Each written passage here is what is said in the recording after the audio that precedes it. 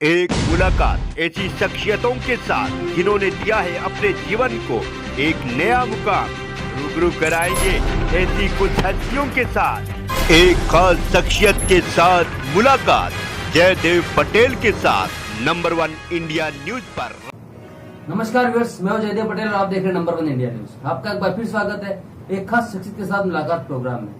आज हमारे साथ खास हमारे association for democratic reforms ADR के संस्थापक प्रोफेसर जगदीप छोकर। प्रोफेसर जगदीप छोकर, आपको बहुत बहुत स्वागत आज के हमारे प्रोग्राम में। प्रोफेसर जगदीप छोकर, आपसे मेरा पहला सवाल है कि देश में जो रिजॉर्ट पॉलिटिक्स का नया प्रचलन शुरू हुआ है उस पर आपका आकलन क्या कहता है? कौन इनको फाइनेंस करता है? क्योंकि एक तरफ तो लोग दाने दाने को मोहताज है, तो वहीं दूसरी तरफ हमारे जनप्रतिनिधि पैसों पर नंगा नाच कर रहे हैं रिजॉर्ट का। देखिए, ये जो रिजॉर्ट पॉलिटिक्स है ये मेरा ख्याल में नई बात नहीं है। ये पिछले करीब 5-7 सालों से चल रही है और ये बहुत ना सिर्फ अफसोस की बात है, बहुत शर्म की बात है, क्योंकि जो ये विधायक चुने जाते हैं इनमें इतनी सेल्फ रिस्पेक्ट नहीं है कि ये कह सके कि हम जनता के चुने हुए प्रतिनिधि हैं, जो हम जनता के लिए ठीक समझेंगे वो करेंगे। ये इनको भेड़ बकरियों की तरह बसों में भर के हवाई जहाज में बिठा के कहीं ले आया जाता है और बेशर्मी तो ये है कि वहां जाके ये लोग नाचते हैं, स्विमिंग पूल में तैरते हैं, खाने खाते हैं और दुनिया भर की बातें सुनने में आती है। मैं सब कुछ नहीं कहना चाहता, लेकिन मेरे ख्याल में ये हमारे लोकतंत्र के ऊपर बहुत बड़ी शर्मनाक बात है। इससे लोकतंत्र का बिल्कुल ही सफाया हो जाता है, क्योंकि जनता की जो ओपिनियन है उसको तो खत्म कर दिया जाता है और ये लोग मैं तो कहूँगा सब्जी की तरह और भेड़ बकरी की तरह खरीदे बेचे जाते हैं। इससे इनको तो शर्म आनी चाहिए, मुझे भी बहुत शर्म आती है। जी प्रोफेसर जगदीप छोकर, राजनीतिक दल तो इसमें जिम्मेदार है ही, लेकिन हमारे देश की संस्थाएं क्या कर रही है? चुनाव आयोग हो, सीबीआई हो या ईडी हो, क्यों रिजर्व पॉलिटिक्स पर रोक नहीं लगाई जा सकती? और क्यों राजनीतिक पार्टियों के फंड्स में पारदर्शिता नहीं लाई जा सकती? देखिए, संस्थाएं जो हैं, चाहे वो आपने कहा ईडी, सीबीआई हो, इलेक्शन कमीशन हो, रिजर्व बैंक हो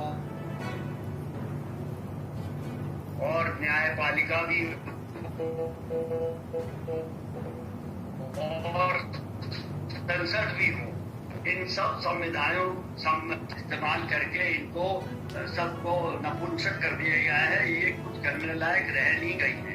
तो संस्थाओं से उम्मीद करना कि वो कुछ करेंगी, मेरे ख्याल में रियलिस्टिक नहीं है।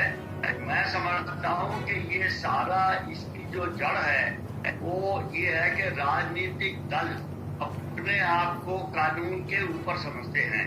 जो देश में एग्जिस्टिंग कानून उनको वो मानना नहीं चाहते और वो समझते हैं कि क्योंकि वो अपने प्रतिनिधियों के द्वारा कानून बनाते। और ऐसे अनेक उदाहरण हैं, इलेक्टोरल बॉन्ड है, आरटीआई है, एससीआरए है, जिनमें राजनीतिक दलों ने संस्थाओं का मतलब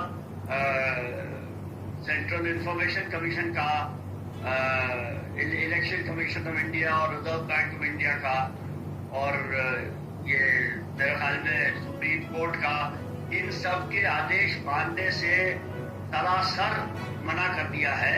लेकिन संस्थाओं में राजनीतिक दलों के खिलाफ कार्रवाई करने की शक्ति या इच्छा शक्ति नहीं है और उसकी वजह यह है कि जो इन संस्थाओं में लोग लगे हैं, इस तरह से वहाँ नियुक्तियां होती हैं, उनमें ऐसे ही लोगों को लगाया जाता है जो सरकार के कहना मानने के लिए तैयार हो।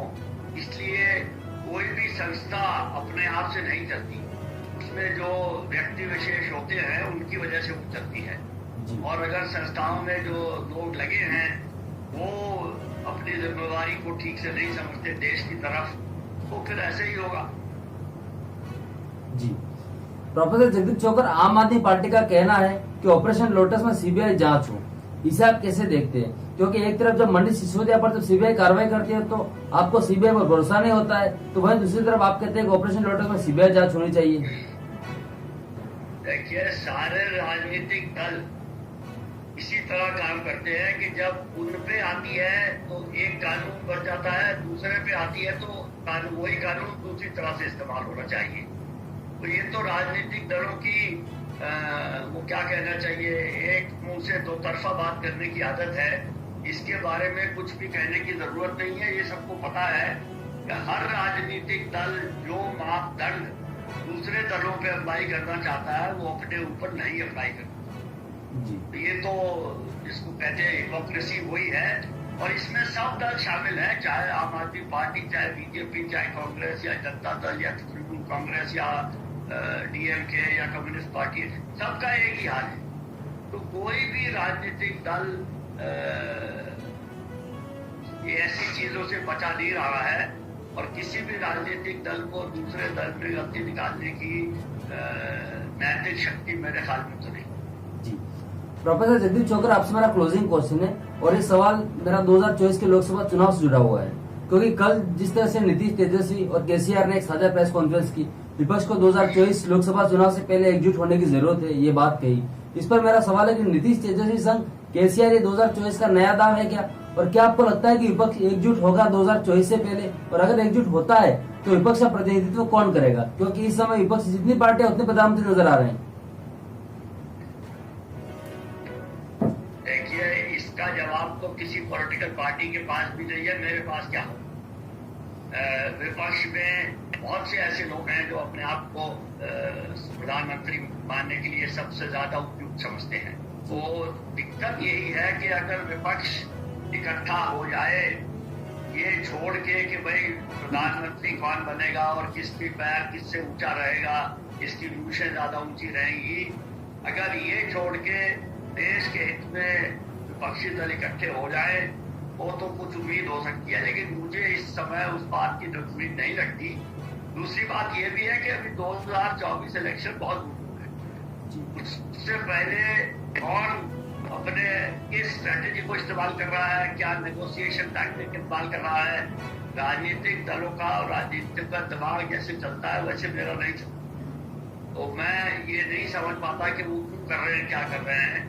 और अब से लेके 2024 तो जैसे एक वो कहावत है कि दिल्ली दूरस्थ, अभी दिल्ली दूर है, जब दिल्ली नजदीक आने लगेगी तब शायद इसका कुछ अंदाजा होगा और सब कुछ हो जाएगा। मुझे कोई खास सूचना इसके बारे में नहीं। जी, प्रोफेसर जगदीप छोकर, आप नंबर इंडियन की समय निकाला, उसके लिए आपका बहुत बहुत धन्यवाद।